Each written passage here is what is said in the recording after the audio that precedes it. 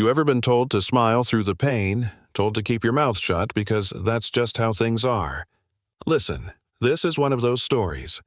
My name is Michael Brooks, and I own a little waterfront place called the Tides Table. This isn't a tale about theft on paper. It's about what happens when someone decides other people's dignity is optional. It's about a server who kept a secret ledger in the pocket of her apron while she served dinners with a broken hand, and how one small act of stubbornness forced the whole room to look up. You'll hear her voice in this, you'll feel the sting, and you'll decide whether the system was ever fair. Act 1.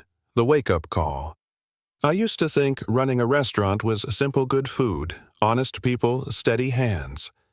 My wife Anna built the menu with me. She painted the salt streak photos on the wall. She said, "Treat the team like family." And I believe her with my whole heart. After she died, I drifted. I trusted Marcus Hale, my general manager, to keep things in order. Marcus talked numbers, smiled in front of customers, and filed reports. I saw charts, graphs, nice emails. I didn't see the small things. Then, one night at 3:12 a.m., a blank email arrives with a photo attached. A shot of a ledger page, the handwriting small and hurried, the totals scribbled neat, and a single line, $48,700. 7 months. Ask your manager where it went. Delete it, ignore it. That would be easiest. But the handwriting had a tremor I recognized from taking notes in tense places. It belonged to someone who'd been careful for fear of discovery. I call my bookkeeper, pull the tip reports, and the math starts to burn through the fog. What should have been obvious numbers, average tips, nightly pools, don't add up. The ledger in the photo shows totals about 38% higher than what Marcus reported.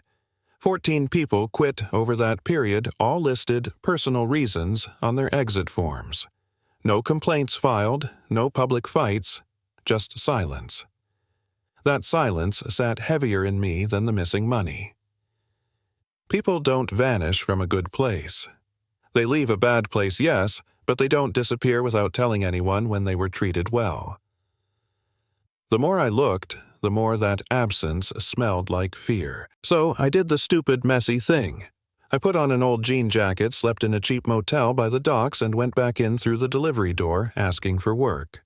"Anything dishwasher prep," I said, and the kid at the receiving dock shrugged and said, "Come back tomorrow." I came back.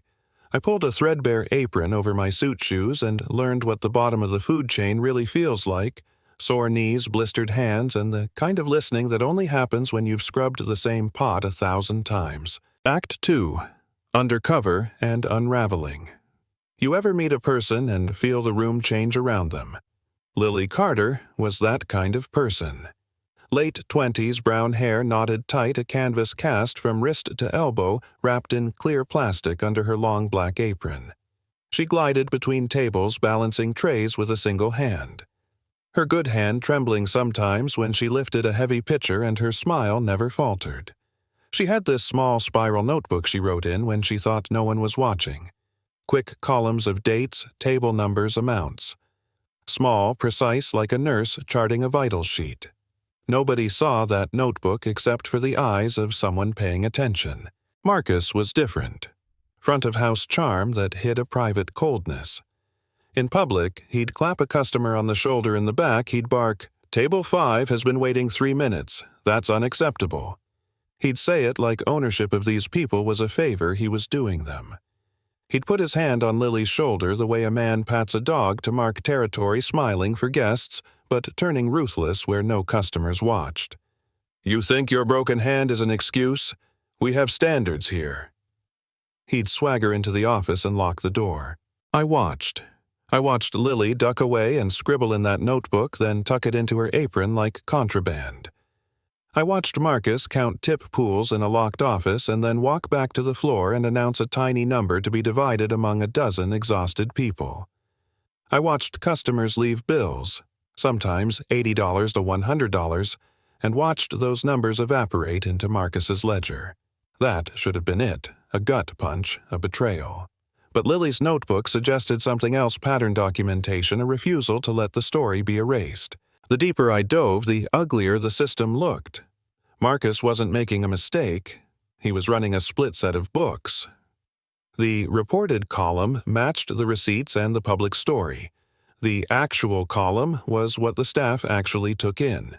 The difference, nearly 50 grand over 7 months, $48,700. And Marcus's handwriting cropped up in those hidden spreadsheets. His initials were there like a signature on a theft. One evening, after a shift where I'd scrubbed pots until my knuckles ached, Lily slips out to her car. I follow at a distance and find her bent over a manila folder, photocopies stacked like armor. "I made copies every week," she whispers when I knock on her window. Her voice cracks like it's been carrying too much. "He tore up the first notebook. I kept copies." We sit in the glow of an old parking lot lamp, and for a long while we just breathe. Then she looks at me and says something that stuck. "I stayed because someone had to remember the people who left." That line, "someone had to remember," is the turning point. This wasn't about one injured hand or one mean boss. This was about a culture where bosses were allowed to quietly empty pockets while telling the kids at the line that they were lucky to have a job. Lily's ledger was evidence sure, but more than that, it was memory. She'd been cataloging the small thefts so no one would vanish without an accounting. Act 3. Confrontation and Aftermath. You want the cinematic bit. We staged a meeting. Not a secret ambush, an honest, furious reveal. I called every single person who'd ever worked that floor and told them the truth. Come to the private room at 9 a.m. and bring whatever you have. Marcus walked in thinking he'd be fine. Confidence like armor.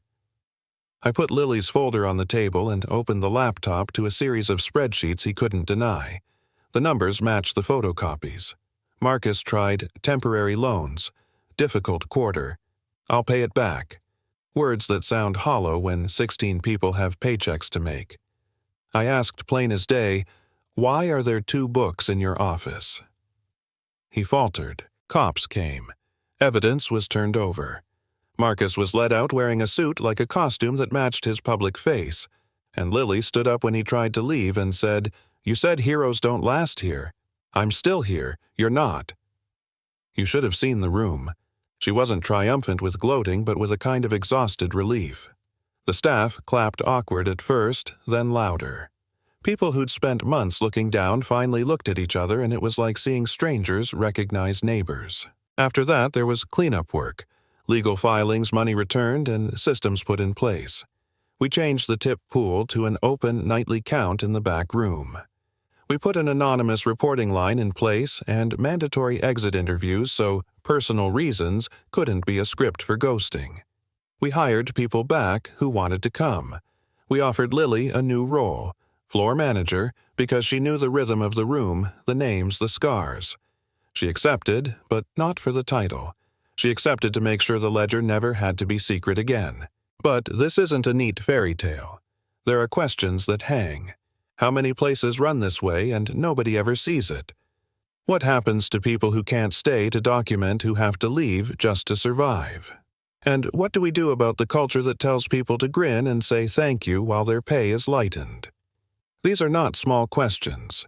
They are the ones that keep me awake some nights. Last scene. The quiet insistence. A few months later, I sit in the corner booth where I first watched Lily. The room looks the same on the surface. White linens, warm lights that smell of garlic and butter, but the sound is different. People laugh without flinching. Servers hand each other plates like teammates, not victims. Lily walks by with a leather-bound book with her name in gold on the cover. She writes names now to remember, not to prove. She flips to the first page and reads the 14 names she refused to let be forgotten, and she keeps writing. Schedules, safety notes, ideas to make it less likely the next Marcus ever gets the keys. This is the part where you decide.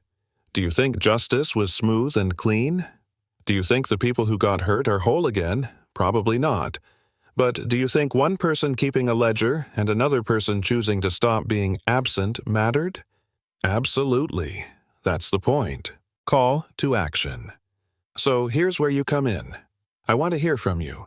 Have you ever seen a place where "that's how it's always been" was used to cover something ugly?